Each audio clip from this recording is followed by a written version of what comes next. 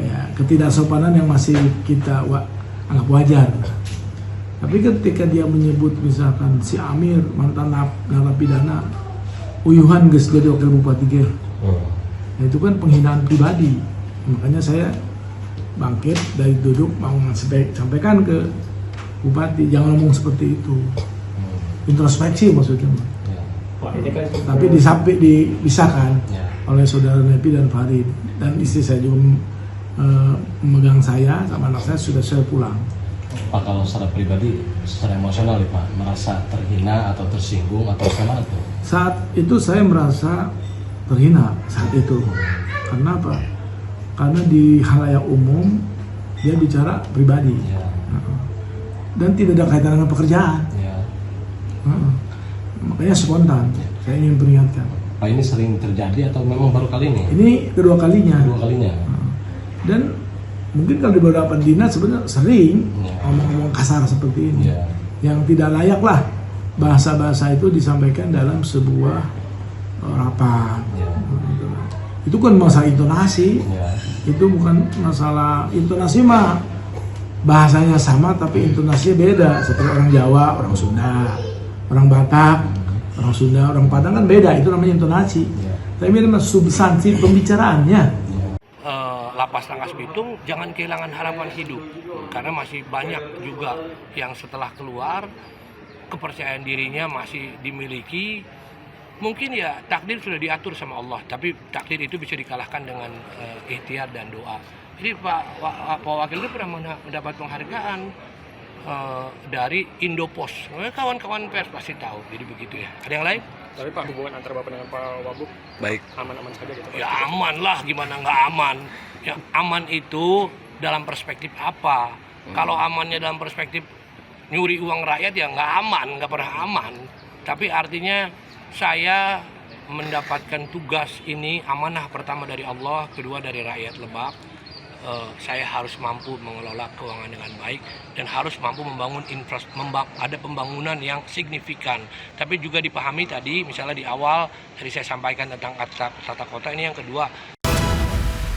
Menetapkan kebijakan transformasi budaya kerja yang mendorong perubahan perilaku kerja yang lebih efisien, produktif, dan berbasis digital. Kebijakan ini mencakup beberapa langkah utama sebagai berikut.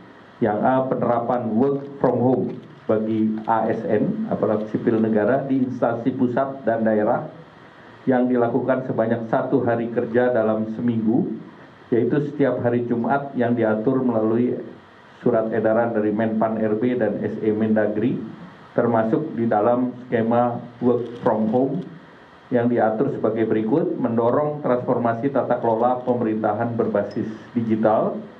Kemudian yang kedua, efisiensi mobilitas, termasuk pembatasan penggunaan kendaraan dinas 50%, kecuali untuk operasional dan kendaraan listrik, dan mendorong penggunaan transportasi publik. Jadi mengurangi kendaraan dinas dan menggunakan semaksimal mungkin transportasi publik. Kemudian efisiensi perjalanan dinas di dalam negeri hingga 50% dan luar negeri hingga 70%. Nah, khusus untuk daerah, ini ada himbauan untuk penambahan jumlah hari, durasi waktu, dan cakupan daripada ruas jalan dalam Car Free Day sesuai dengan karakter masing-masing daerah, dan ini akan diatur oleh SE dari Menteri Dalam Negeri. Nah, yang B, penerapan work from home bagi sektor swasta, ini yang diatur lebih lanjut melalui surat edaran Menteri Ketenagakerjaan, dengan tetap memperhatikan karakteristik dan kebutuhan masing-masing sektor usaha. Pengaturan melalui surat edaran Menteri Tenaga Kerja juga mencakup gerakan efisiensi penggunaan energi di tempat kerja.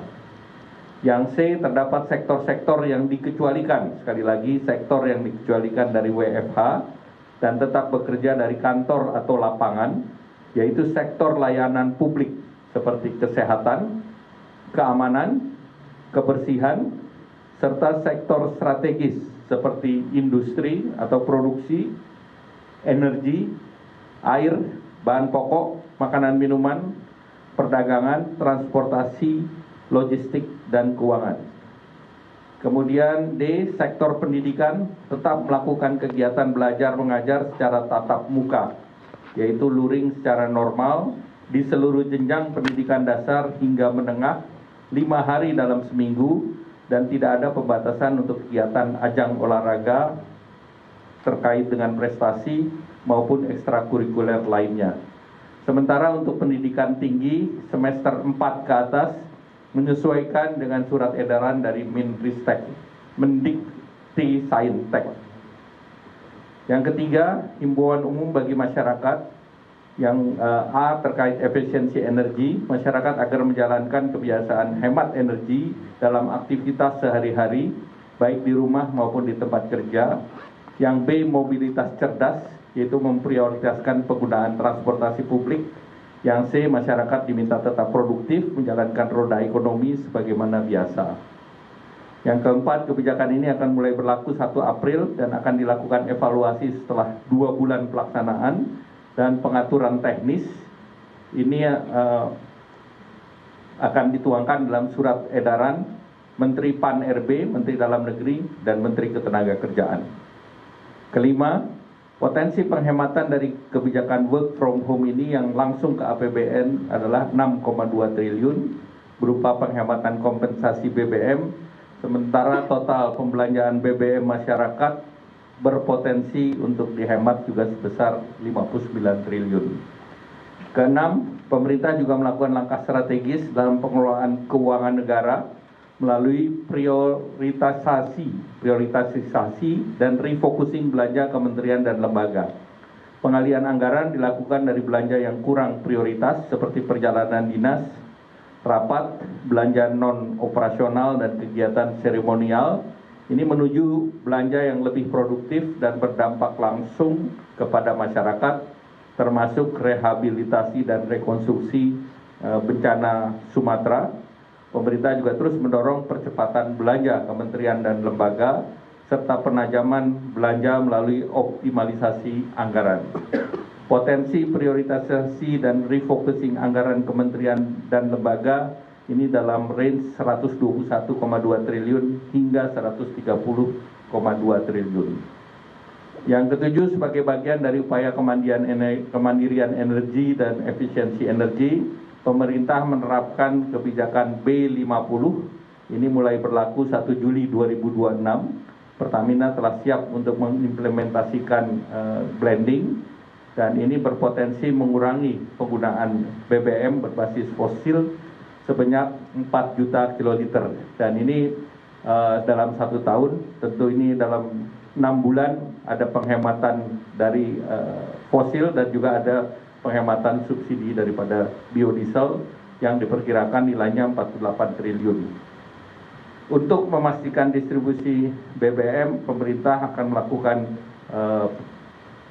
pengaturan pembelian dengan penggunaan barcode My Pertamina dengan batas wajar 50 liter per kendaraan, tetapi ini tidak berlaku bagi kendaraan umum. Dan untuk detailnya nanti akan disampaikan untuk energi ini oleh Pak Menteri ESDM.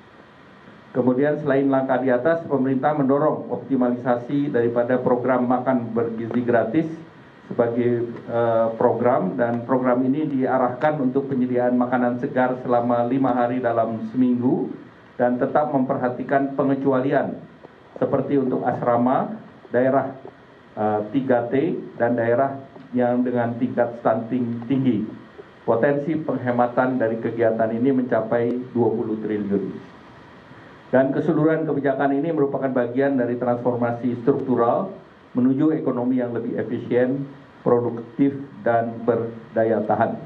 Dan pemerintah mengajak seluruh masyarakat dan dunia usaha untuk tetap produktif, berpartisipasi aktif, dan mendukung efisiensi dan transformasi budaya kerja ini.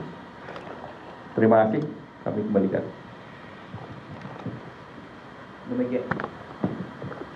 Demikian tadi penjelasan dari 8 butir transformasi budaya kerja nasional yang dijelaskan oleh Bapak Menko Perekonomian.